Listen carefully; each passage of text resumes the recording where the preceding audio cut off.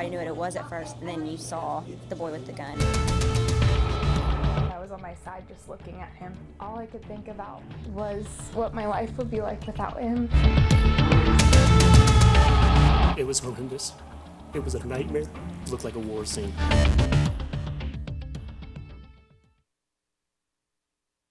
Thank you for joining us for Your Voice, Your Future, Guns and Mental Health Special. I'm Rochelle Murcia.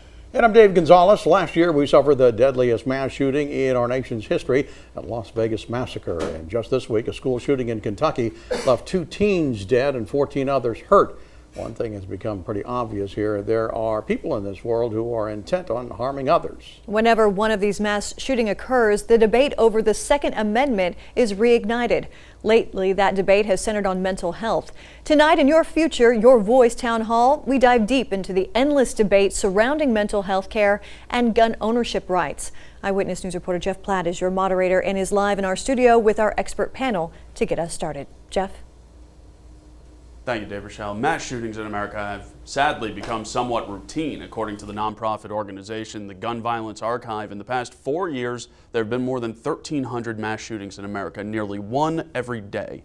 And the yearly count is already up to 16 mass shootings, which have killed 13 and injured more than 70 just now in 2018. This brings us to the centerpieces of our town hall: gun ownership rights and mental health care. Separately, the two are some of the most hotly debated issues in our nation. Put the two together and you get a somewhat explosive argument. Tonight we'll look deeper into all sides of this debate and be asking your questions to our panel of experts. Speaking of which, let's take a moment now to introduce you to them. Sitting here to my left is Bill Walker, the Executive Director of Kern County Behavioral Health and Recovery Services. Yes. And to his left, we have our own Kern County Sheriff, Donny Youngblood. Thank you both for joining us today. And now I want to just go over a couple of quick ground rules that we'll have here. We do have the full hour to work with, and we do want to get as many questions as possible, but we do want to facilitate healthy conversation that gets information into the public where it's most usable and where it's most valuable. So with that,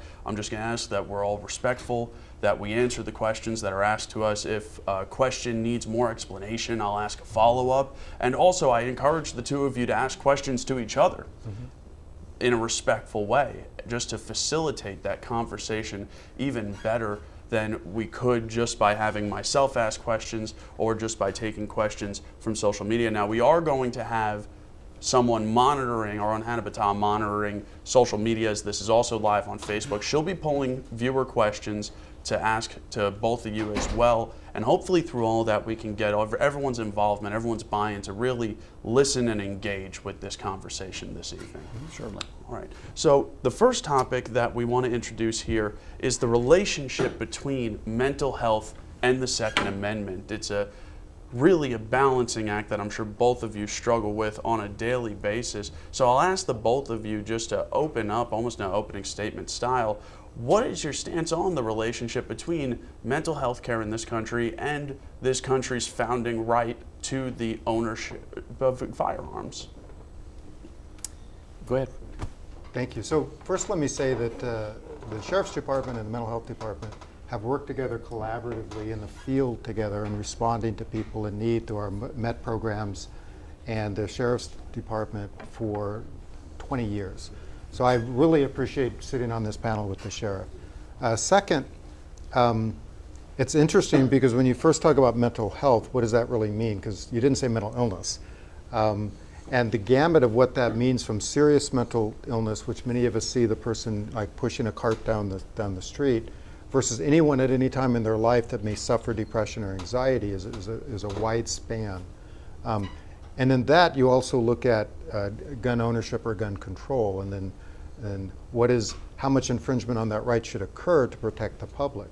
And it gets very convoluted because you have situations such as, so do you try to do some kind of gun control for everyone and think that somehow that will solve our violence issues? Do you try to target just doing gun control, for example, with people who are mental illness, and then how do you define that? Because actually less than 3% of mass shootings are occurring at the hands of people who have serious mental illness.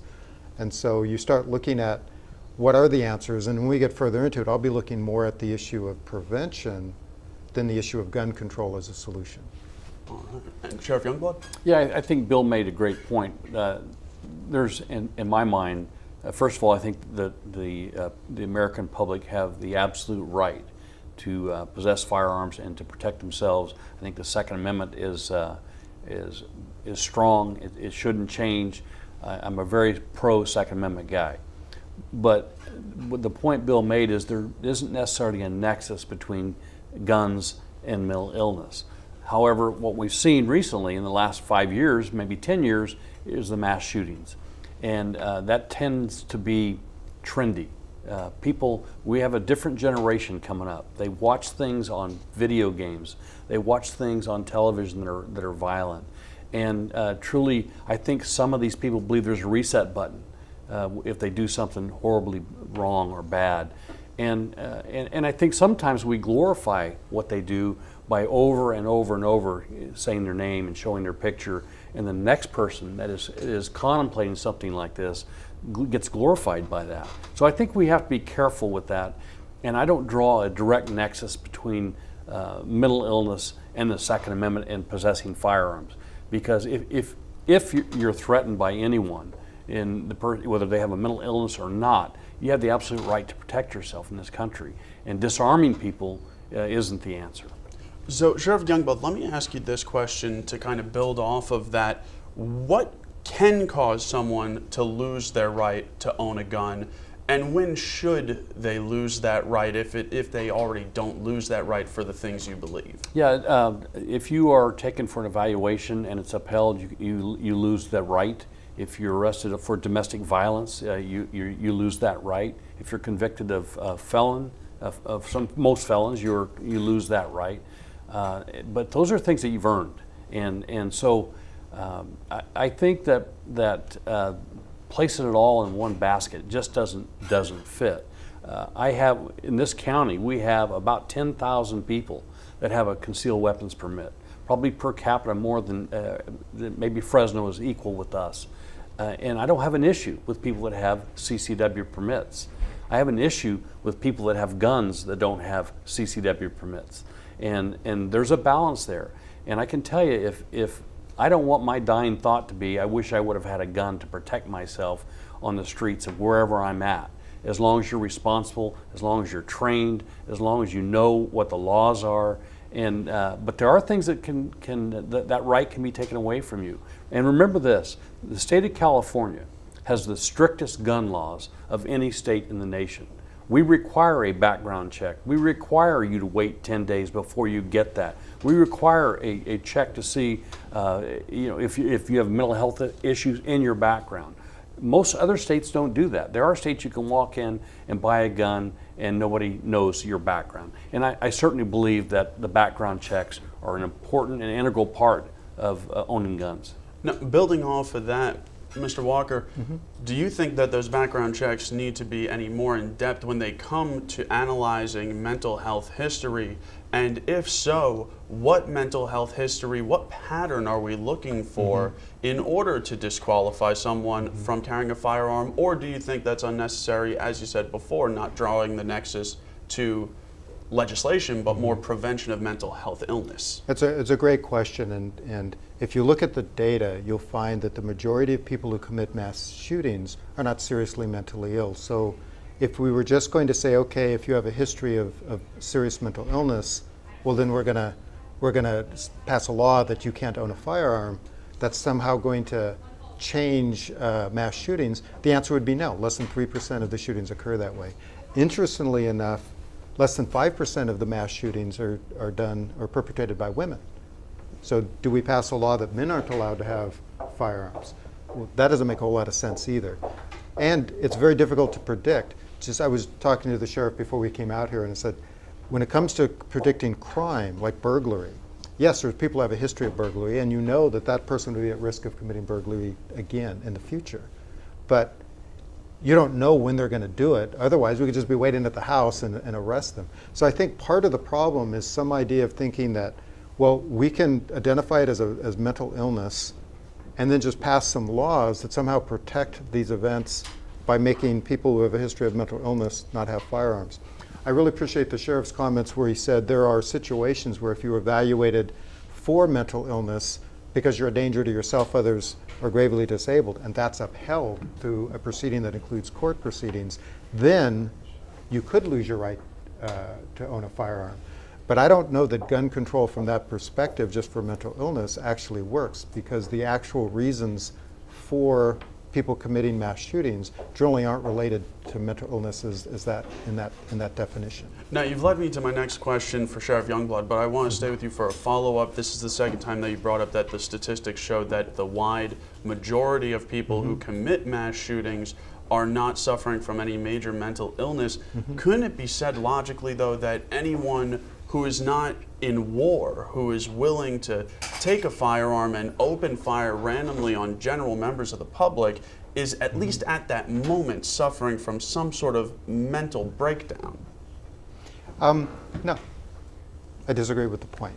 And I'll tell you why. If you look at mass shootings, you'll first look at what's the largest group of mass shootings. And mass shootings, by definition, is 3 or more victims. Most of them are very purposeful, that someone is shooting people they know, often family members or others. So the greatest group is that first and foremost.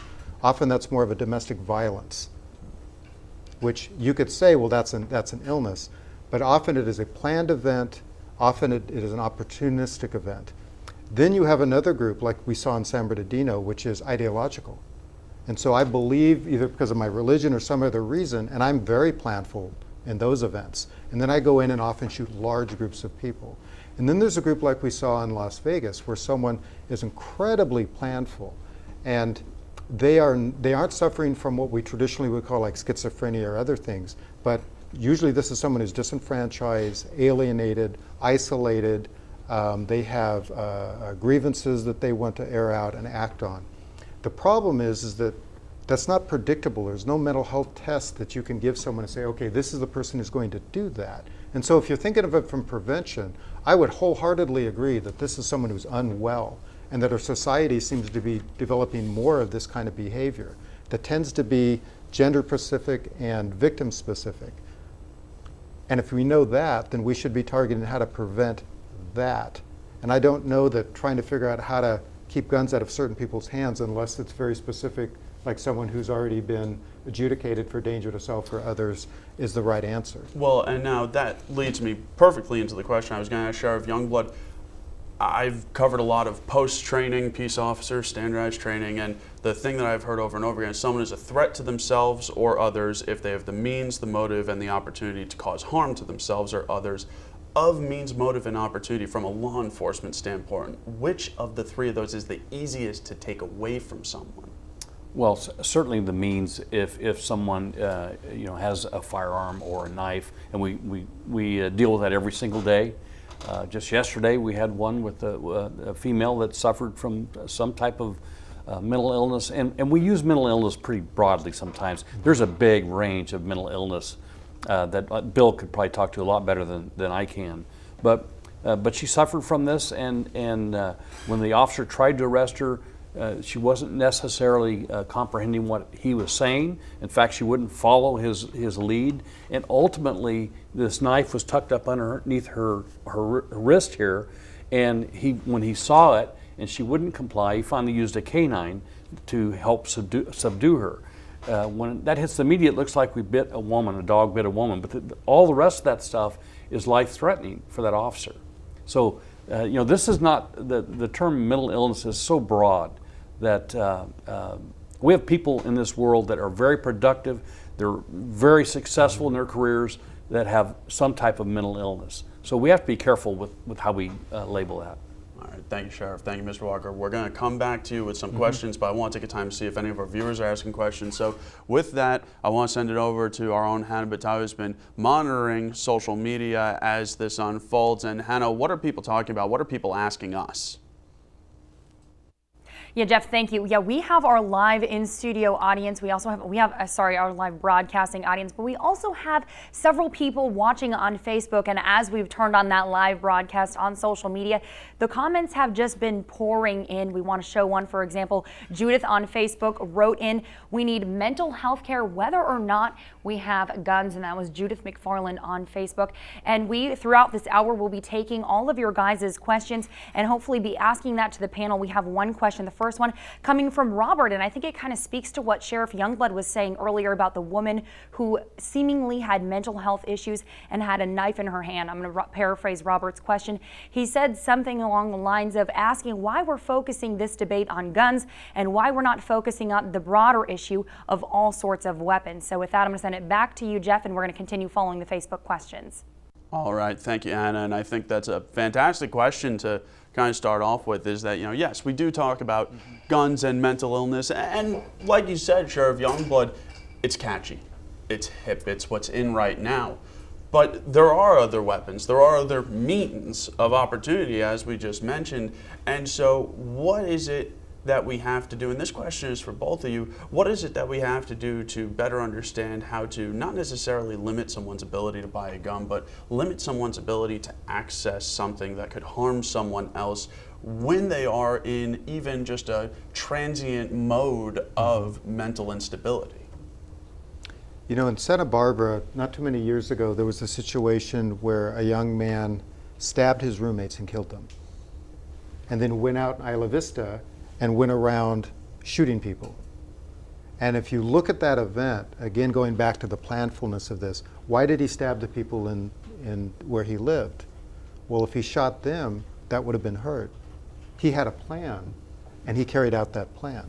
And so there are many means that people can harm people. And this was a kid that they actually had a 5150 evaluation at one point and ended up deciding not to write the hold. And I keep coming back to me is that although in a perfect world, if guns were not available as a means to hurt people, would that reduce these kind of issues? Well, yes, they would. I don't think we're in that world.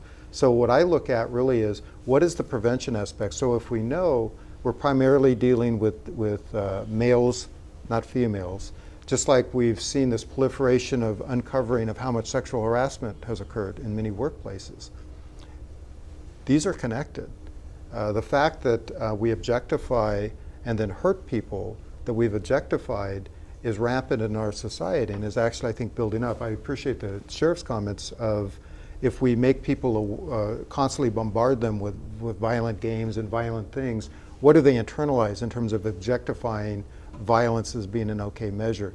So I am very interested in us continuing to pursue things like prevention campaigns and media campaigns to reach out to people who are angry, that are not likely to usually seek help on their own, and try to be more preventative in our reach out. I honestly don't think, and I'm actually pro gun control, but in this particular issue, I don't think it solves the problem. Well, and so you've led me into our next topic, which is the relationship between mental health and proneness to violence. And I know that, like you said, mental health is a very wide gamut. And I'm sure even with Sheriff Youngblood, I mean, law enforcement officers all the time we hear about if they use their firearm, they then get a psyche eval before they come back to the line of duty. Can you sort of just outline the relationship between mental health and maybe not necessarily a proneness to violence, but how violence can lead to mental health instability? Well, first of all, to answer your first question, I've been involved in officer-involved shooting in my career. And when that was over with, I had to go and talk to a counselor. And that's just standard. But that doesn't make the image go away or how you second guess yourself go away, because you will do that for years, asking yourself, could you have done something differently? When in fact, at the end of the day, you realize that you could have just not done anything and then you might not be here. So, this issue with the question that the gentleman asked was fantastic, because what we're now seeing in law enforcement is vehicles that are used for mass killings or mass injuries. That is now the new topic. And calling for gun control to solve this issue is like calling for car control to solve the same issue. It doesn't make sense. and it's not going to be successful. Absolutely. And now, just to hit on the second point of my question, was that relationship between mental health and violence, regardless of the means. Just, are people with mental health instability issues more prone to violent acts? Sometimes. You know, we in Kern County, we work collaboratively with mental health. We now have a first responder that has a mental health worker and a deputy sheriff in the same car, so that when we get on scene, we have the opportunity for that person not wearing the uniform, because sometimes this causes a reaction. And to have that opportunity with protection to give them a chance to be the initial contact is going to pay dividends. We've also started using iPads.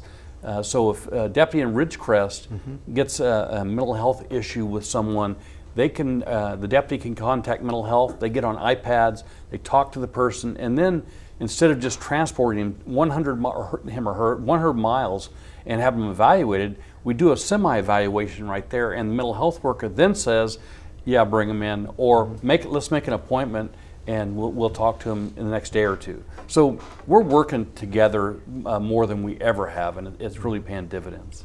And now, Mr. Walker, I want to ask you a question. Both of you have brought this up, and you've brought up video games and repetitive exposure to violence, even if it is virtual or not real.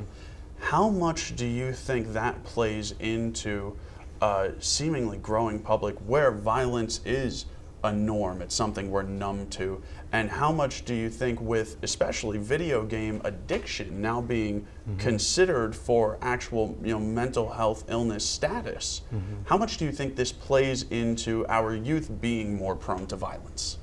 I would say it may be a contributing factor, but when I look at like mass shootings and the relational aspect of that, I look first at what is the person, when you talk about mental health, what is the person's general belief system? And so what you usually see is that there isn't a whole lot of mass shooters or people who have been playing a lot of video games, but you often find that they're unhappy in their relationships.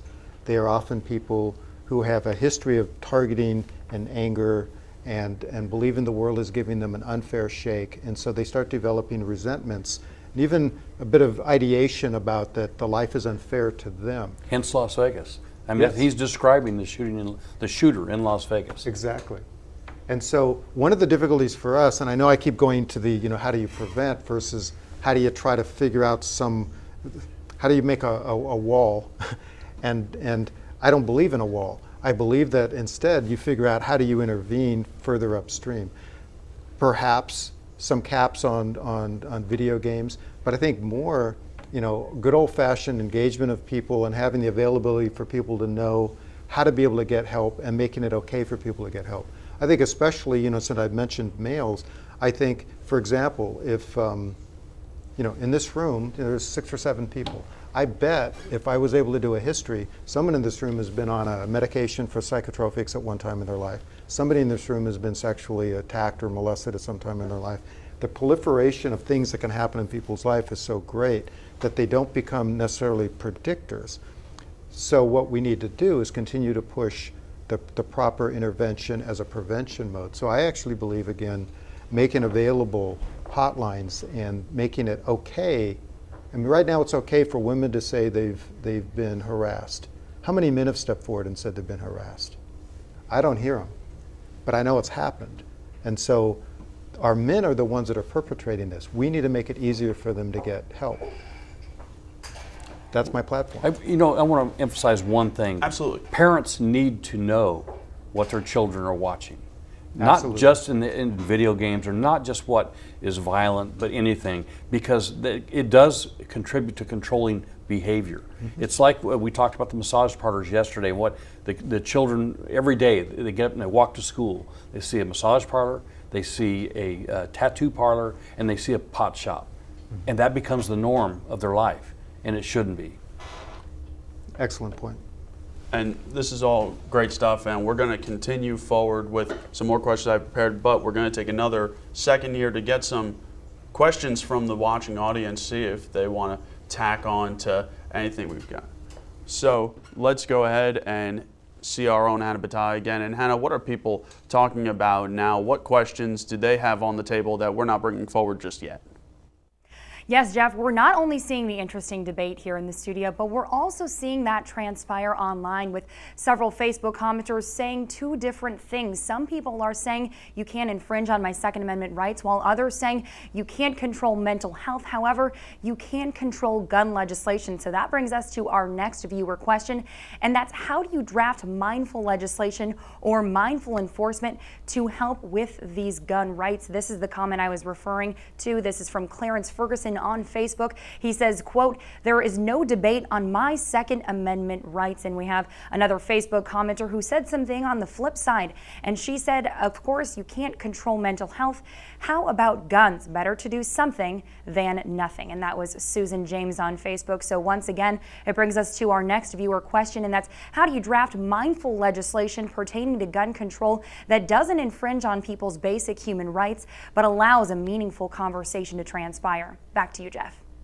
All right, thank you, Anna, for that. And that's a good question. I want to put it in a greater context and pose it to both of you, not necessarily in legislation, because an ongoing theme of what I've heard from both of you is we can make all the laws we want.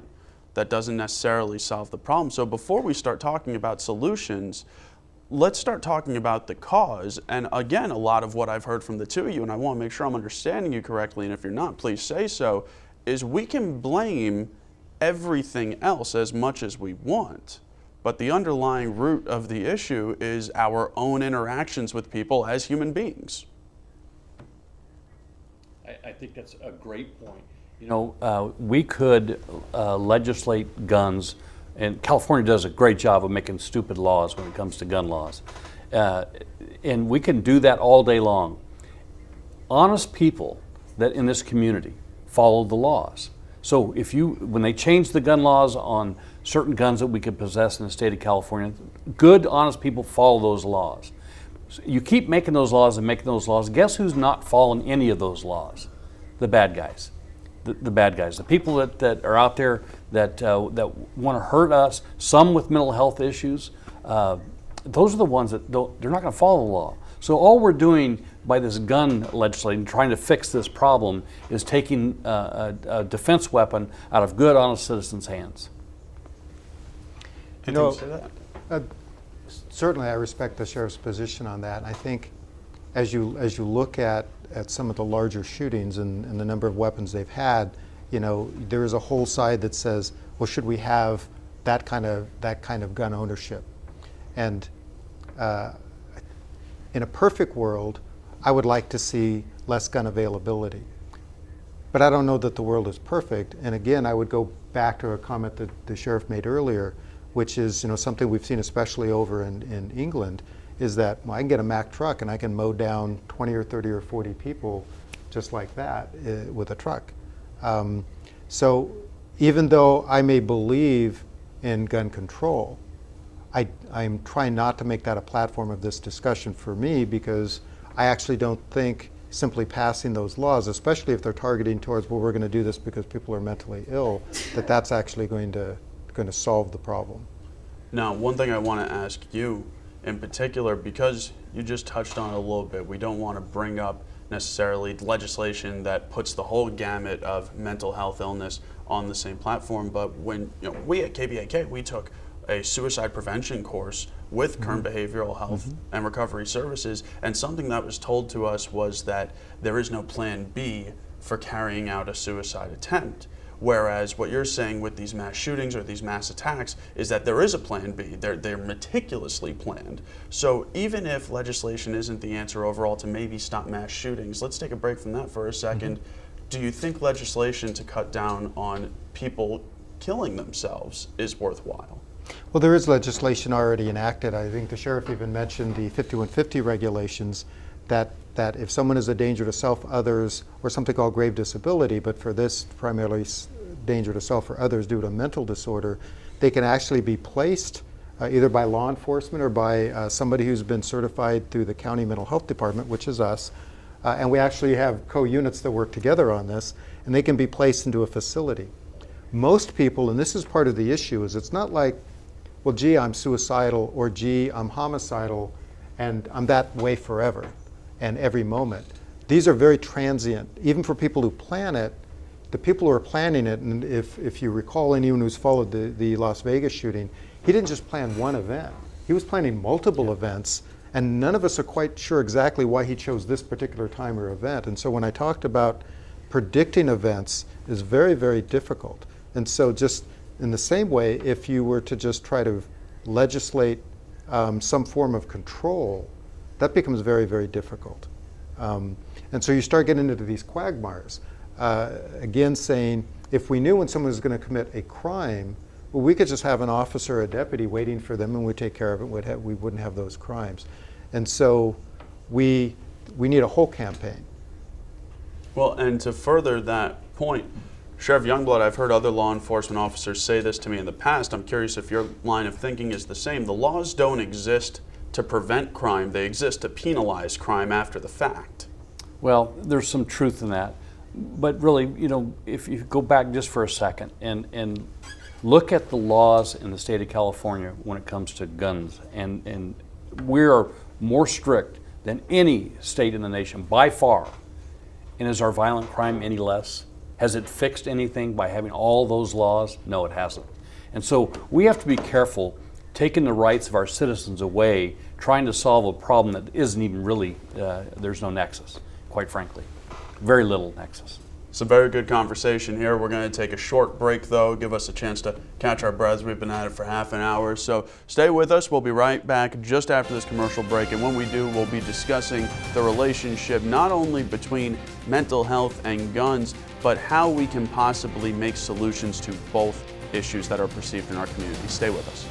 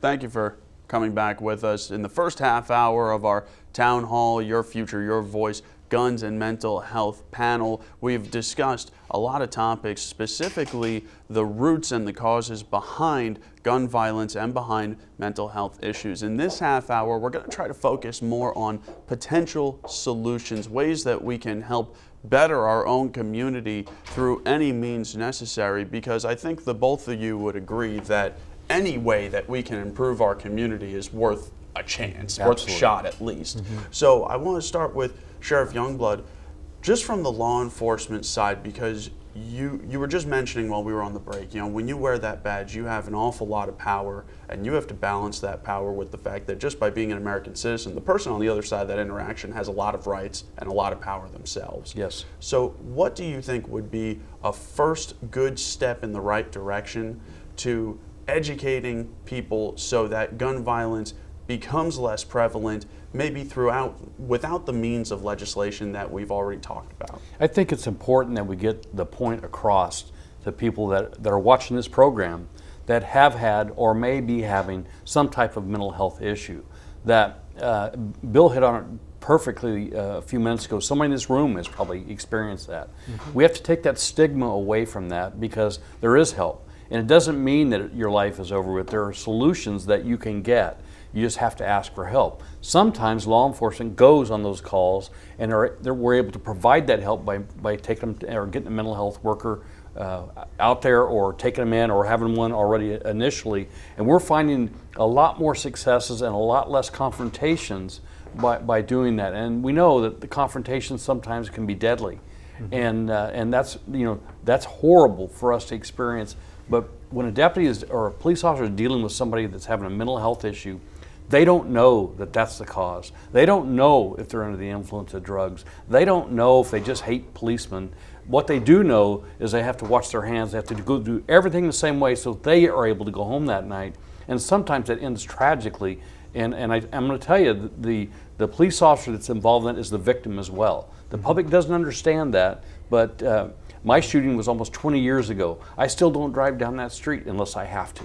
Not because it bothers me a great deal, I just don't need to see it. And so if that's still bothering me 20 years later, every officer that works for me, I guarantee you, goes through the same thing. And now, Bill, on the recovery side of things, I want to ask, and I'm not sure if you have this statistic prepared, but within our community, just in Kern County, how much of our mental health illnesses in our community can be directly attributed to drug use? It's a great question, and it's funny, we were having a conversation about this before we started the show, and the answer is I don't know. But it's I don't know because they don't separate. And so what we found is at the federal level and the state level, and in us being humans, we wanted to say, okay, let's make substance abuse problems and mental health problems. Let's make criminals, let's make different things. But in fact, what we found is that these things pull together. And so many people who have mental illness also self-medicate or succumb to taking drugs because they don't think well anyways, and so it's much easier for them to take drugs. Many people who take drugs, if you take drugs long enough, I can guarantee you're going to be mentally ill. Just like if you're homeless and you're on the streets long enough, you are going to be paranoid. You're probably going to be attacked. You're probably going to be victimized. And you will end up probably developing anxiety and depression and all the PTSD and all the things go with it. So the answer is most of the people that we treat are what we call co-occurring. So they have both mental health issues and substance abuse issues. And building on that, because you mentioned when people are on drugs, they do not think rationally. That's correct. They don't think anywhere close to rationally. So what do we have to do to help that segment of the community and lead them away from violent acts, which Sheriff Youngblood will tell you will more than likely end them up in a prison cell for a good portion of their life? Well, we're doing a great job in our jails with people. We have 60 to 70% of our inmate population that have a mental health issue of some type. And a lot of them are on medication, and they tend to, by and large, do fine while they're in custody because they're on their medication, they take it at the same time every day, and then they get out. And they start thinking that they don't need the medication because, or their lifestyle is so disruptive they don't remember. But soon after that, they will start self-medicating with some type of drug, some type of alcohol, marijuana, and then it's a downhill slope, and we see them come back again. So I think we've become really good at working with the people in our jail and with our mental health partners to try and stop. Some of them leave the jail and they go directly to contact with mental health so that we can keep them on the program with probation. They can keep them on that medication program. And I think we've made great strides in the last 10 years, quite frankly. And with all that being said, I want to ask you, Bill, because you mentioned the reason why they do so well with keeping up with their meds while they're in jail is because, for lack of a better word, they're forced to. It's part of a regimen. They have no choice. What do we do for, again, lack of a better word, force people who need medication to keep them mentally stable to take that medication? Well, you open up Pandora's box a little bit. Yeah. First off, many people who receive medication in the jail may not need that when they're outside of the jail to the same extent as when they're in the jail. And quite often, the people who end up committing mass shootings, which is for this topic, aren't people who have a long history of being on medications at all for psychotropic reasons. As I said earlier, most mass shootings are more related to the person's belief system than it is related to a serious mental illness. That being said, our sheriff was complimented by Governor Brown not too many years ago because of the coordination of our mental health and substance abuse services in the jail. And we actually have teams that work in the jail with the Sheriff's Department and coordinate with them to continue services when they get out. And we do have continuous follow-up. So if someone gets released and we think that they are seriously mentally ill, we've already got them into a tracking system, along with probation, along with the Sheriff's Department. So we are doing tremendous things right now. What that doesn't do is it doesn't help predict events of mass shootings and prevent that. Just like gun control doesn't particularly do that either. But I actually think we are in a better shape than most communities in terms of the coordination between people, between law enforcement, mental health systems, medications, and continuation of medications. Thank you. Now, we're going to take a moment again to see if we have any questions coming from social media, from our viewing audience that would help us further this conversation. So we'll send it back over to our own Hannah Battah. Hannah, what is the discussion revolving around on social media right now? Yeah, Jeff, well, as the debate is continuing online on Facebook, people are finding some points of conversation that they agree on. We're going to go to a graphic now that shows that one of the conversation pieces that I found common within the threads of discussion topics. Now, one person said on Facebook, I want to apply for a CCW. I have a misdemeanor possession of a dangerous weapon, and I also have a 5250 and 5150 for being depressed over a period of time. They continued on over financial issues for many years, 8+. So does this disqualify me? How broad are the general reasons to be able to obtain a CCW? Now, that comment was from Crystal Daniels. But we also had a similar question that kind of reflected what Crystal was saying to her point. Now, Jamie Brown said, excuse me, there isn't a cookie cutter recipe to mental illness. How are people going to decide who is too ill to have a gun? And while they both bring up that similar conversation piece, that brings us to our next viewer question, and that is, what questions are experts asking, or what questions should they be asking in order to find that common ground to settle the score on this gun debate? Jeff, with that, back to you. All right, thank you, Hannah. And there was actually a question that came into our newsroom a couple days ago when we announced that we were going to be doing this, and it's very similar to those two questions. They asked, should a military veteran with PTSD be disqualified from owning a gun after fighting and defending our country? And so let's actually take a look into that viewer question of what boxes are we looking to check off when we're trying to determine if someone could potentially be a harm to themselves or others, and what questions do we ask in these screenings, whether it be on the law enforcement side at point of contact or in the recovery side at point of contact? Go ahead.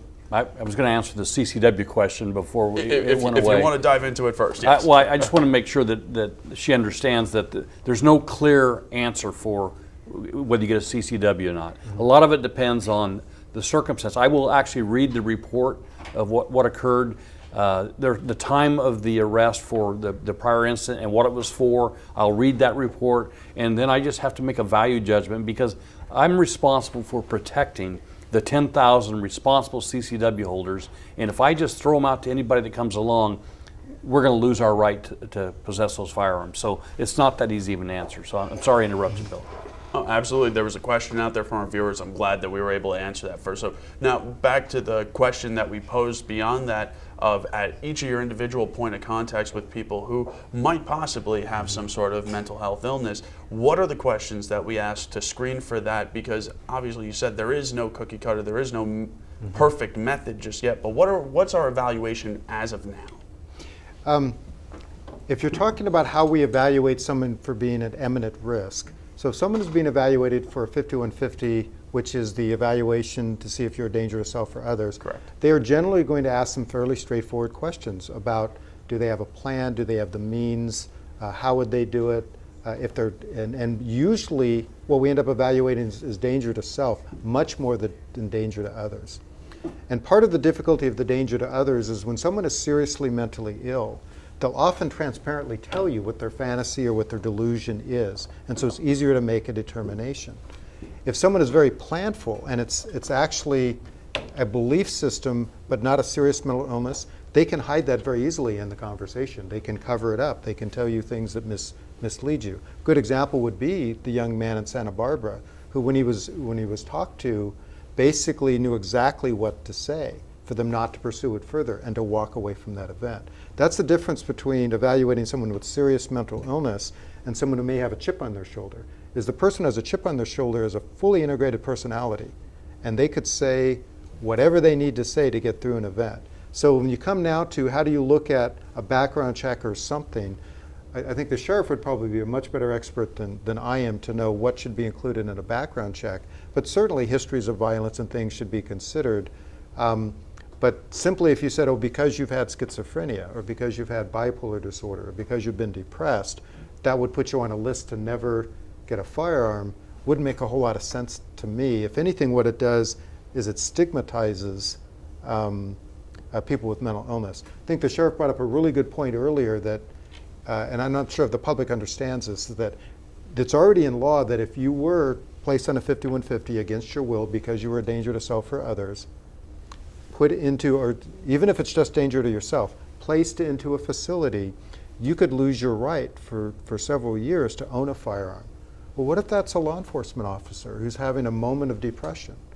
So do we not allow them to get the care? Do they have to just eat it and be quiet about it because now if they actually seek the care? So I worry about how some laws actually play out in the real world in terms of what. And this is not an exact science. It really isn't. The police officer on the street today has to be somewhat of a psychologist. You get there, you see this person, you talk to them, your experience is extremely important because you've dealt with this over and over and over again. So when you're talking to the person, you want to know, are there children inside the home? Do you have access to weapons? Things like that. And you try and engage them in a rational conversation to get those answers so you can determine what action you need to take. And the police officers in today's world are very good at doing that. But sometimes sometimes you make the wrong choice. And then what happens? Their supervisor criticizes them, the sheriff does, the media does. It's just the nature of the beast. Now, I did say that I wanted to spend a good majority of the second half of this panel discussing potential solutions. And before we do, because my first question about solutions is for you, Sheriff, I want to play an old clip. This is of you addressing the County Board of Supervisors while they were getting prepared to make their decision on whether or not to regulate or ban commercial cannabis operations in the county. So I want to play this before I ask you my question. Okay. We have banned methamphetamine, heroin, we've banned burglary, we've banned theft, we've banned robbery. We still have all those things occur. We're not going to win that war. Whether we regulate or whether we ban is not going to have a significant impact on what's occurring in our community. And Sheriff, that soundbite summarized a lot of what you said today. We have a lot of laws, we still have crime. And because you've said time and time again that legislation, laws is not the way to go about this, I want to ask from a law enforcement perspective, what is the first step? What is the reasonable solution to preventing people with mental health illnesses from harming anyone by any means, not just with guns, but just keeping them out of the way of causing violence? You know, I'm glad you brought that up because relatives of people are the key. They know more about this person than we will ever know. They know the history. And when they call, it's important that we talk to them and ask them the history and what's occurring. And that they are the ones. If they don't call, and then if you look at the mass shootings that occurred, nobody called. And they knew on most of those that there was an issue, there was a problem. Now, our problem is we can't always do something because you say he's having a mental health issue. Because we have to be able to have something tangible to go on. And sometimes that balance is very difficult, but truly the relatives of the person, most important. They are the ones that will see all the symptoms ahead of time. So with that being said, we've talked about 5150s. Can a family relative suggest to law enforcement to possibly go do a welfare check that would lead to a 5150? Is there any way for a family relative or a close friend to get that ball rolling? We do that every single day. We get, I can't tell you how many calls, check the welfare, someone's acting bizarre or doing something differently. The one yesterday that we talked about earlier, she was half dressed outside, and that's a clue. There's something going on that's pretty dramatic. So yeah, they can, and we get those calls. We treat them seriously. It gives us a clue before we get there. That's when we use our combined team with Met. We let them go and try and get there first and see if they can deal with it. Now, I want to ask you, Bill, a question, because Sheriff Youngblood, you brought it up. The key to this is our own relatives, our own friends. How much has this hurt that? How much have these cell phones, have these devices, has the internet, all this connection that isn't true or intimate or real, prevented us from being so close to our friends and relatives that we don't even see the signs, or that we're blind to it ourselves? You know, I don't think I would put anything on the social media or the phone systems or all of that, because how many of you now are friends again with someone you went to high school because social media put you on Facebook with them? And so you're actually seeing what they're doing, and you hadn't spoken to them for 15 or 20 years until you joined them on social media. So first and foremost, there's a lot of positives that come out of that. Second, our county right now, I think the sheriff mentioned the use of a telepsych system where his deputies could actually get one of our counselors in Bakersfield when they're out in Ridgecrest. And so there's a lot of bridging we've done with technology. Los Angeles County and our county are two counties that have been approved, and we're pouring millions of dollars into technologies that will work through phones that will give people immediate access to a peer counselor or a counselor or an avatar that actually they can interact with and help them work through wellness issues. And so for me, the issue isn't, could there be anything there that helps separate us? How do we use that to pull us together? I actually have, my wife is retired, I have more contact with her through the texting through the day than when we were working together before we had that. So I would spin it in the other direction and say, we need to use those kind of things to pull people together. We've actually done Met responses with the sheriff's office, talking to someone in their home, and because of the ability to use, 20 years ago, you couldn't just take one of these and contact a relative in a different state, because that's the person that guy will talk to right now. And we've actually done that, where we've used social media to bridge hundreds, if not thousands of miles and get an intervention. And so what you're saying is that not necessarily knocking what exists, but in a better way to just find the ways that it is most usable, most applicable, and can provide the most benefit to our community. That's our world. That's our world now. It is. But I would say one thing. As a parent in the evening, when you're at home as parents with your children and you're going to have dinner, you shouldn't allow your child to be on that phone all night long. There's a family atmosphere that is extremely important to their success in their future. So there has to be some control over how much those devices are used by your children. Let me add to that, because it's interesting. Every year we bring forward, I think all family dinners make a difference. And really the issue is exactly what the sheriff just said, is that these work best when we're not together. When we're together, we should be together. Absolutely. And we have heard that for a long time, that the families that eat dinner together are the strongest, but time and time again we see examples of how that's not true. So what's maybe a suggestion, besides sitting down at the dinner table, that's maybe something a little more attainable, a little more productive, that can get families to be a little closer, especially when we're talking about the case of trying to self-diagnose our own children for mental health disorders? I think it's funny. It's like when they say, what's the best way to lose weight? And they say, well, exercise and watch what you eat. What's the best way to be close to your family? Well, talk and listen. When I go home tonight, and one of the things I'll say in my life is every day, all my children are adults now. They don't live with me.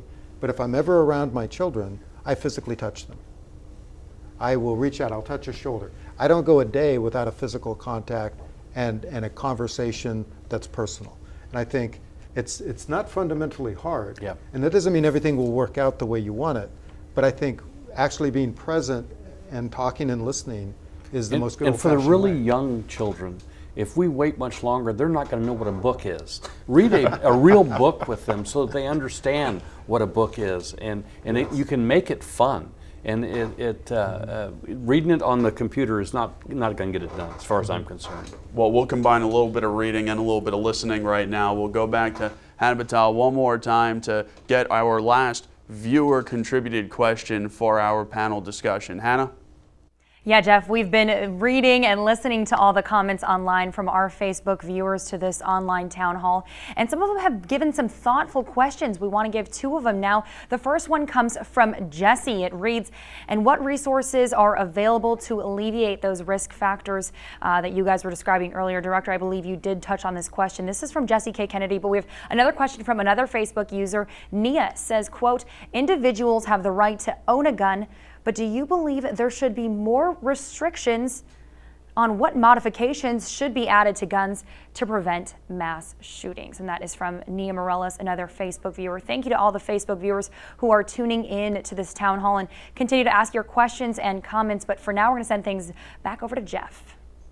All right, thank you, Hannah. And I think we'll take those questions in the opposite order that they were presented. So, Sheriff Youngblood, let's start with you. Do you think that there should be restrictions on modifications that can be made to guns? I know that in the United States, if I'm not mistaken, that there already is a restriction that doesn't allow us to have fully automatic guns. Correct. The bump stock in Vegas kind of changed the conversation, and that's one thing that I personally see no purpose in allowing a bump stock. I can't think of a scenario where that's a good idea. But what people have to understand, the AR-15 is an assault rifle. That's what everyone calls it. The AR-15 looks scary. That's the only thing that differentiates that from a regular rifle, is it looks scary and it has a magazine in it. Other rifles have magazines that they're not scary. So target shooting is a sport. People have the right to go out and conduct this sporting events.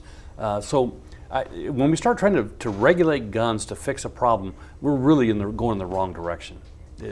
If we made guns illegal across the state of California or the United States, 20 years from now, we would still have millions of guns on the streets.